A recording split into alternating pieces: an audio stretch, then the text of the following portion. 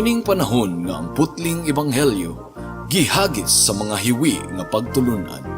Kinahanglan mo barug ang mga tinun-an ni Kristo sa pagpakigbisog sa paglaban sa pagtuo, nga magkausa ug alang sa tanang panahong gihatag sa Dios ngadto sa iyang katawan. Maoy hinungdan nga namugna kining tulumanon ang putling ebanghelyo. 30 minutos nga pagsabwag sa tinuod nga ebanghelyo. Kauban ni Pastor Jeremias Hangad, ang putling ebanghelyo. Tulumanon nga gihatod kaninyo sa Herald of Grace Radio Ministries Philippines. Ang putling ebanghelyo.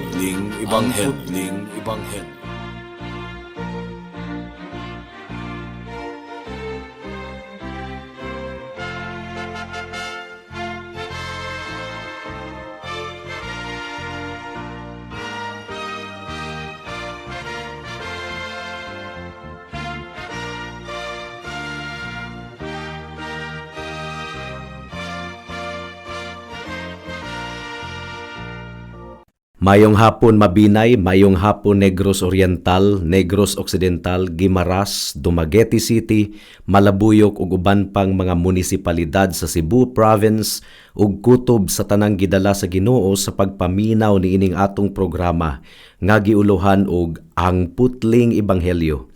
Kini ang inyong igsuon og higala sa kahanginan si Pastor Jeremias Lauri Hangad sa Herald of Grace Radio Ministries Philippines. Diniyugan sa iglesia nga nag-sponsor niining atong programa, ang Salitran Covenant Bible Church sa Barangay Salitran, Dakbayan sa Dasmariñas, probinsya sa Cavite. Ang atong teksto ning takna sa kahaponon makita sa Roma Kapitulo 1, versikulo 16 hangtod sa 17. Ang giingon diri, kay dili ko ikaulaw ang maayong balita, kay kini mao ang gahom sa Dios aron pagluwas sa tanan nga mutuo, una sa mga Hudiyo, ingon man sa mga dili Hudiyo. Kay gipadayag sa maayong balita ang paagi sa Dios sa paghimong matarong sa tawo, ug kini pinaagi sa pagtuo gikan sa sinugdan hangtod sa katapusan, sumala sa kasulatan, ang gihimong matarong sa Dios, mabuhi pinaagi sa pagtuo. May the Lord bless the hearing and meditation of His Word. Ang versikulo 16 mga kaigsuunan, sinugdanan kini sa bag-ong seksyon sa sulat ni Pablo ngadto sa mga taga-Roma. Ug niini nga bersikulo gianunsyo ni Pablo ang pinakatema sa iyang sulat ngadto sa mga taga-Roma. Well, ang konteksto niini mga kaigsuunan, matud pa sa bersikulo 14, si Pablo kuno obligado nga isangyaw ang maayong balita ngadto sa mga Griego ug sa mga barbaro, ngadto sa mga manggialamon ug sa mga walay alamag. Ug andam siya nga iwali usab ang ebanghelyo ngadto sa mga taga-Roma, kay ngano man ang giingon sa bersikulo 16, kay dili ko ikaulaw ang maayong balita, kay kini mao ang gahom sa Dios aron pagluwas sa tanan nga mutuo, una sa mga Hudiyo, ingon man sa mga dili Hudiyo. So si Pablo andam nga muwali sa ebanghelyo ngadto sa Roma. Ngano man? Well, sa paghatag ni Pablo sa iyang rason, iyang nahatag ang tema, kinatibuk ang tema sa iyang sulat ngadto sa mga taga-Roma. Ang kalainan sa bersikulo 16 ug bersikulo 17 mga kaigsuunan mao kini. Sa bersikulo 16 gihatag ni Pablo ang kinatibuk ang tema. Sa bersikulo 17 gi-expound or mas gipalapad ni Pablo kining maong tema. And then, sa bersikulo 18, gisugda ni Pablo ang paghatag sa mga detalye aron mapasabot ang tema sa ebanghelyo. For I am not ashamed of the gospel, matud pa ni Apostle Paul.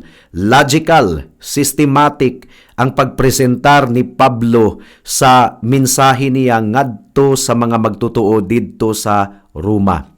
And I tell you, my dear friends, kining duha ka bersikulo, Roma Kapitulo 1, bersikulo 16 hangtod sa 17, Crucial kaayo kini nga mga bersikulo ha. Importante gayud kaayo kini nga masabtan nato tungod kay historical kaayo kini nga duha ka mga bersikulo. Responsable kini sa pagsugod sa Protestant Reformation.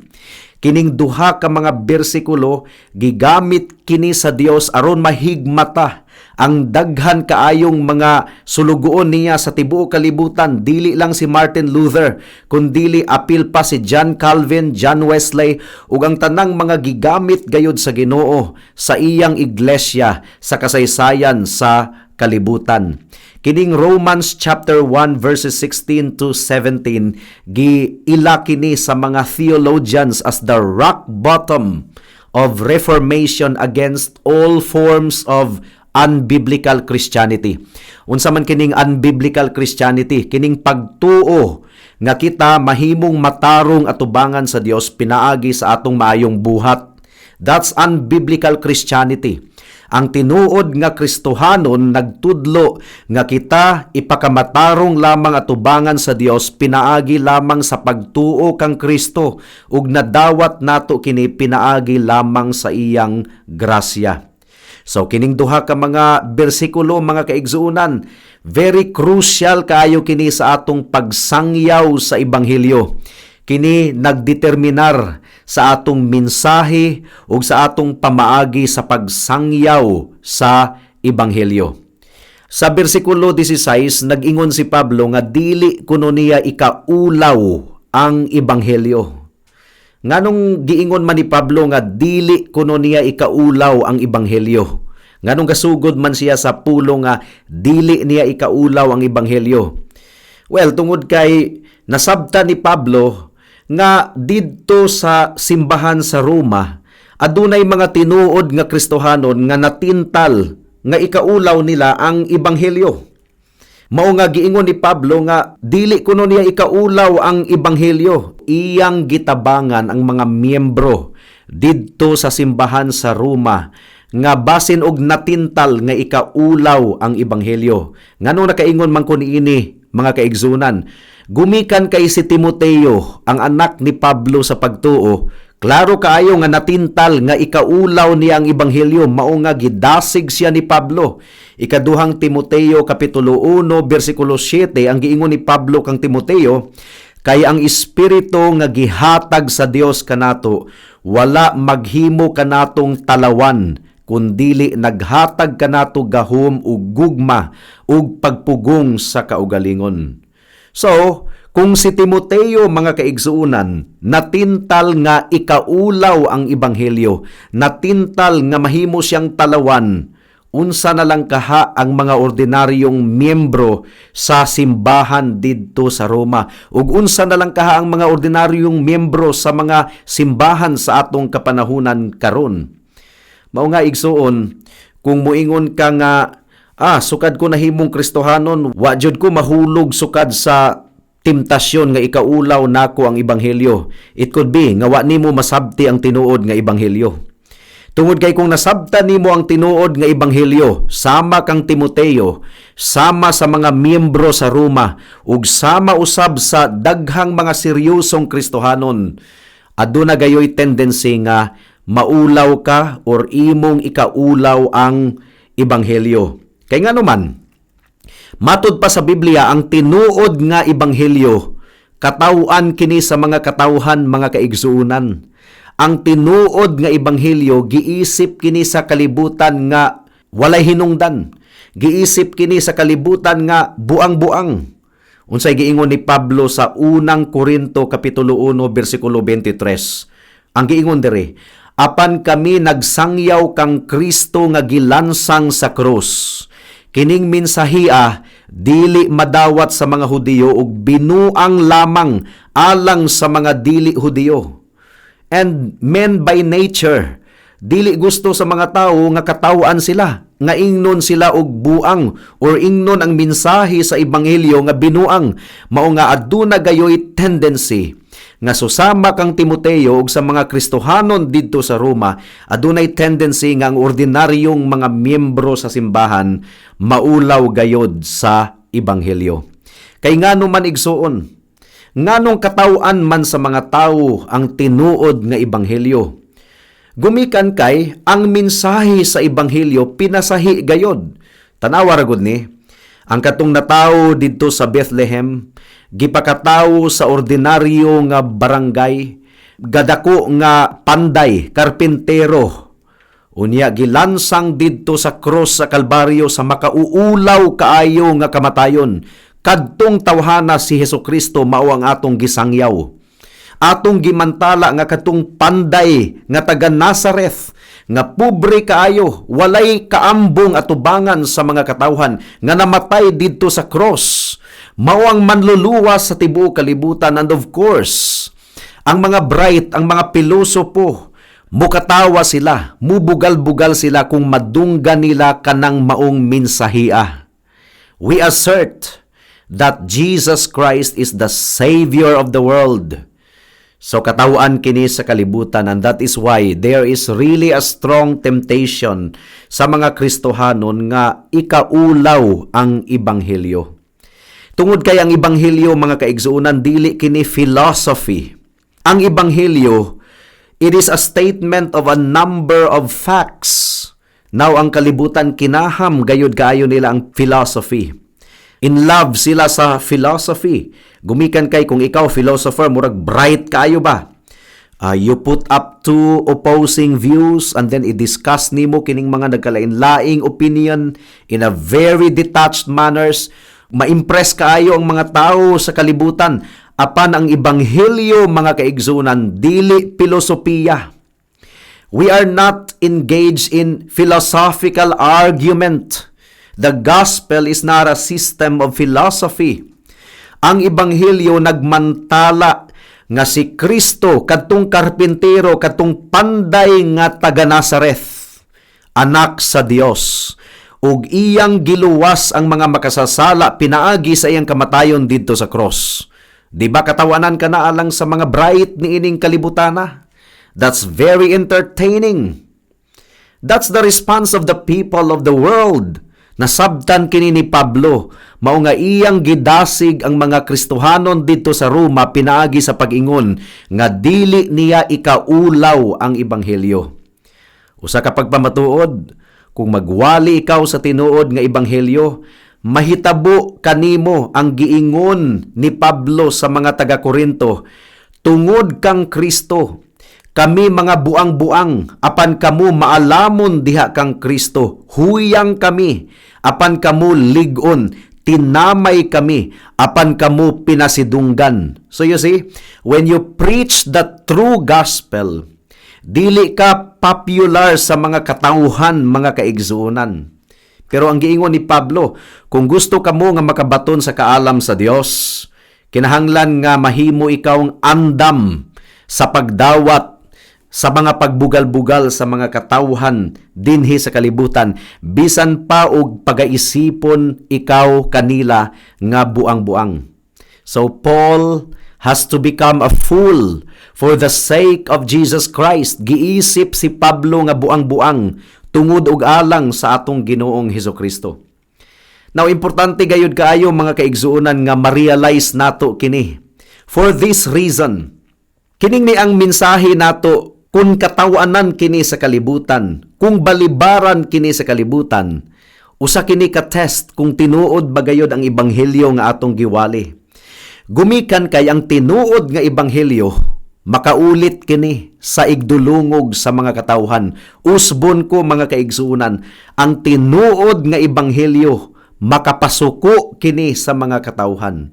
The gospel of the Lord Jesus Christ is always exposed to ridicule and contempt.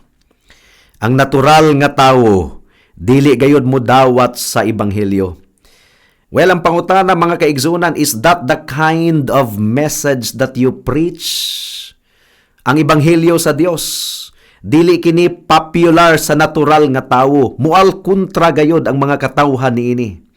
So kung aduna ikaw makit-an nga pastor nga ang mga tao sa kalibutan ganahan gayud kaayo kaniya o ganahan gayud kaayo sa iyang mensahe. Watch out, Christians, you better investigate the message of that man and you better investigate that kind of pastor.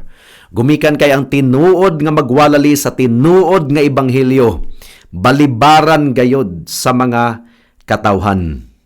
Dunay mga mensahe karon mga kaigsuonan nga dili makaulit. Mga mensahe nga nagpaila lamang kang Kristo ingon nga bayani, ingon nga maayong ehemplo. Well, kung maminaw ang mga tao ni anang matang sa mensahe, di man sila masuko. In fact, ganahan pagani sila. Kung imong ipaila-ila si Hesukristo ingon nga maayong ehemplo lang, well, ang mga tao mo ingon nga, yes, I will follow the example of Jesus Christ. Ug nagtuo sila nga makahimo sila sa pagsunod sa ehemplo sa atong Ginoong Hesukristo. Apan, kun imo silang sultian nga ang pagkabalaan ni Kristo dili gayud nila makopya, nga ang pagkabalaan ni Kristo ug ang pagkabalaan sa Dios nagakondenar sa mga makasasala, nga ang mga taong makasasala nahailalom sa tunglo sa Dios, gumikan sa ilang pagsupak sa balaod sa Dios, masuko ang mga katawhan. Dumtan sa mga katawhan ang tinuod nga magwalali. So kung imong i-present si Kristo ingon nga bayani lamang, maayong ehemplo lamang, people will not be annoyed. Or again, imong iwali ang pagtulunan ni Kristo ingon nga beautiful teaching of the world, sama sa Sermon on the Mount. Oh, how beautiful! Kinaham kaayo kana sa mga tao sa kalibutan. Gumikan kay nagtuo sila nga pinaagi sa ilang pagpaningkamot ilang matuman ang Sermon on the Mount. Pero kung imo gayong ipasabot ang Sermon on the Mount kanila, imong ipasabot kung unsa gayud ang tinuod nga kahulugan sa pobre diha sa espiritu, tinuod nga kahulugan sa nagbangutan or gigutom o giuhaw alang sa pagkamatarong. Ang tinuod nga pagpasabot sa balaod sa Dios nga kini espiritual, nga ang sala dili lang sa panggawas, kundili ang sala nagagikan sa kasing-kasing. So bisan og wala ka kapanapaw sa aktual, pero kung mitan-aw ikaw sa usa ka babaye nga dunay kahidlaw sa imong kasing-kasing, nakapanapaw na di ikaw. Bisan pag wala ka nakapatay sa aktual, pero ang imong kasing-kasing puno sa pagdumot ug pamalikas ug pagtunglo sa usa ka tawo, nakapatay na di ikaw atubangan sa Dios. Ang mga tawo masuko ni ana nga mensahe, gumikan kay nagakondenar kana kanila. Ang mga tawo, they don't want to become poor in spirit. They do not want to feel poor in spirit. Now, dunay wali nga atong nadunggan. Nga matod pa ni adtong waliha, kini kunong mga alawiton, susama sa alawiton ni Charles Wesley, nga nagaingon, vile and full of sin I am. Kinahanglan ko nung tangtangon sa mga libro sa alawiton kana nga himno. Gumikan kay kinsa ba kunoy mo-apply og trabaho, unya imong i-advertise ang imong kaugalingon sa imong amo nga moingon kag I am a sinner, I am dirty, I am vile, I am full of sin. Dili kuno ka ma-hire sa imong trabaho. So kung moingon ka atubangan sa Ginoo, I am a sinner, I am vile, I am worthy of condemnation, dili kuno ikaw maluwas. Nagdumot ang mga tao sa kalibutan sa mga mensahe nga ingon ni ana. But if you preach the gospel merely as a beautiful teaching, it will never disturb anybody, it will never hurt. Daghan kaayong mga higayon, mga kaigsuunan, nga giwali si Kristo ingon nga mutabang lamang sa mga problema sa katawhan. Hibalo ka ni ana nga mga matang sa mga wali, o doon na kay problema, doon na kay kalisod sa kinabuhi, doon na mga kabugaton sa kinabuhi, duol kang Kristo, dangup kaniya karon dayon, nagpaabot si Kristo kanimo, tangtangon ni ang tanan nimong mga problema, mga kaguol o kasubo, basta mo duol ka lang kaniya. Well, kana nga mensahe, dili na makapasuko sa mga tao. Nganong makapasuko man na sa mga tao nga ang mga tao doon na may problema o gusto man po nila ang tabang. And here is someone, si Jesus, nga giwali ngadto kanila nga makatabang sa ilang problema at any moment. Kinahanglan lang silang muduol kang Kristo. Ug si Kristo, buhaton ni Kristo ang tanang maayo alang kanila. So, ang anak sa Dios nga si Hesukristo giwali as if He is a super helper and super psychologist nga makatabang sa mga katawhan aron masulbad ang ilang problema, and the Lord will put everything right and they will become happy forever and ever. Kana nga mga wali, mga kaigsunan, dili gayud kana makapasuko sa mga katawhan. It's even possible to preach the cross of Christ in such a way nga ang mga tao sa kalibutan mo palakpak. Kining muwali ka nga namatay si Kristo ingon nga bayani susama ni Rizal, gumikan kay aduna siya prinsipyo nga iyang gibarugan. Wala siya magpatinag pareha ni Rizal nga gipusil sa mga Kastila. O mga kaigsuunan, kung ingon ana ang mga wali nga atong madunggan sa mga katawhan, dili ka na makapasuko. Pero kung iwali nimo sa mga katawhan nga sila makasasala, nahailalom sila sa tunglo sa Dios, o gikinahanglan nga si Kristo mamatay didto sa cross sa Kalbaryo, tungod kay kung wala gipaagas ni Kristo ang iyang dugo didto sa cross sa Kalbaryo, magpabilin silang walay paglaom, magpabilin silang hinukman, magpabilin silang walay paglaom atubangan sa Dios. Nga kung si Kristo wala gilansang didto sa cross, dili gayud sila mapasaylo. Kana nga mensahe, mga kaigsuunan, sakit kaayong paminawon. That annoys people. Nagsulti ka na nga mensahe sa mga katawhan nga wala sila'y paglaom, nga sila hugaw, nga sila makasasala. Ug ang natural nga tawo dili gayud ganahan ni ana nga mga pagwali. So nakita ninyo ang pagkamahinungdanon kaayo sa bersikulo 16 ug 17 sa Roma Kapitulo 1. The gospel itself is something that produces the reaction of offense to people. Masuko gayod ang mga katawhan. Mao nga ang mga Kristohanon, tungod kay dili man sila ganahan nga makasinati sila sa mga kasuko sa katawhan, sa mga pagbiay-biay, mao nga natintal sila nga ilang ikaulaw ang ebanghelyo. Nakasabot gayod kaayo si Apostol Pablo ni ana, mga kaigsuunan, mao nga iyang gidasig ang mga katawhan didto sa Roma. Ang tinuod nga ebanghelyo, kung tinuod kining mapasabot sa mga katawhan, magbunga gayod kini og kasuko og pagbugal-bugal sa mga wala gitandog sa Dios sa ilang kasing-kasing. Basaha lang ang church history, bisan pa ang kasaysayan sa Biblia, mao gayud kini ang reaksyon sa mga katawhan, mga kaigsuunan. Kung i-expose nimo ang kasalanan sa mga tawo, masuko gayud sila. Muingon gayud sila nga, unsa may labot nimo kanako. Apan si Pablo, bisan pa og mao kini ang iyang kasinatian, dili niya ikaulaw ang ebanghelyo og sa tanang dapit nagawali siyang matinud-anon sa ebanghelyo. So here again is the most vital test. Kung muingon ikaw kanako igsuon nga wala nimo ikaulaw ang ebanghelyo, unsa may imong rason? Kung ang imong rason, well, sukad nga nahimo kong Kristohanon, nahimong malipayo ng akong kinabuhi.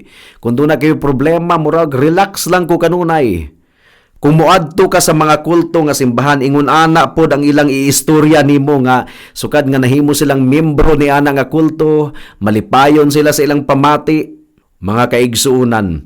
Kung muingon ka nga wala nimo ikaulaw ang ebanghelyo, unsa may imong rason? Ang rason kinahanglang susama sa giingon ni Pablo, nga ang mensahe sa ebanghelyo gahom sa Dios, nga naghatag og kaluwasan sa tanang mga naghinulsol sa ilang mga sala ug mituo sa atong Ginoong Hesukristo. Sakit ang ebanghelyo paminawon, makasamad sa kasing-kasing sa mga tawo, apan kun masabtan nila nga si Kristo ang bugtong Dios ug manluluwas, Dios nga nagpakatawo nga wala mawala ang iyang pagka-Dios. Kinahanglang ipaagas niya ang iyang dugo didto sa cross sa Kalbaryo, isip kinatibuk ang bayad sa silot sa sala, ug kung kinsa ang mutuog musalig kaniya maluwas gayod. Kung nasabta nimo kana nga rason igsuon, valid ang imong pag-ingon nga wala nimo gikaulaw ang ebanghelyo. Pero kung moingon ka nga wala nimo gikaulaw ang ebanghelyo, gumikan kay sukad ni adtong nahimo kang Christian, murag nahayahay ka sa imong pamati, that's a false reason. And that is something that members of other cults also share to you kung muadto ka sa ilang grupo ug panagtigom. The reason must be biblical. Nga bisan pagsakit paminawon ang ebanghelyo, pero kung mudulot kini sa mga katawhan ug pinaagi sa gahom sa balaang espiritu, maghinulsol ang mga katawhan ug mudangop kang Kristo, kini nga ebanghelyo naghatag og kaluwasan, naghatag og kapasayloan sa tanang mutuo ug musalig kang Kristo. Hinaot nga pamalandungan nimo kini higala. Ikaw nga wala pa kang Kristo, nasuko ba ka sa mga pagwali nga nag-expose sa kasalanan? Dili na nato ka na ikakurat. Ang mga tawo masuko gayod kung i-expose ang ilang pagkahugaw at tubangan sa Dios. Pero maura ka na ang bugto nga pamaagi. Kinahanglang masabtan nimo nga ikaw makasasala ug dili ikaw makaluwas sa imong kaugalingon.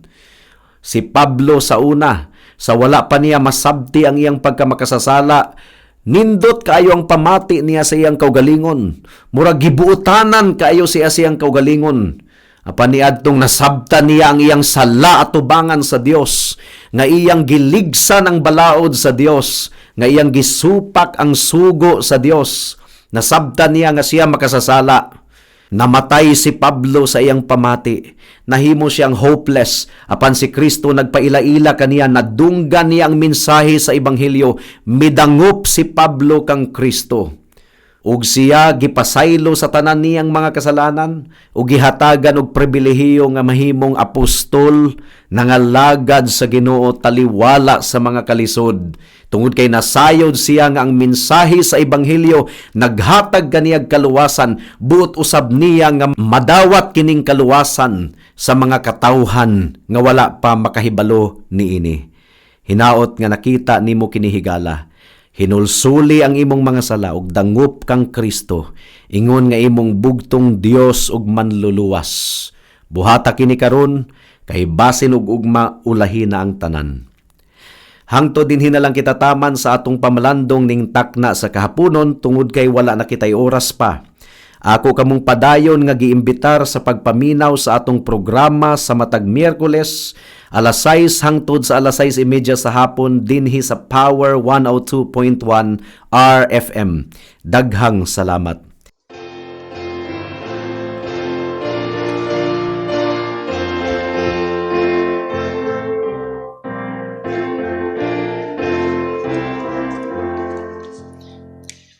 Ang hingpit nga paglaom ko, ana lamang kang Jesus.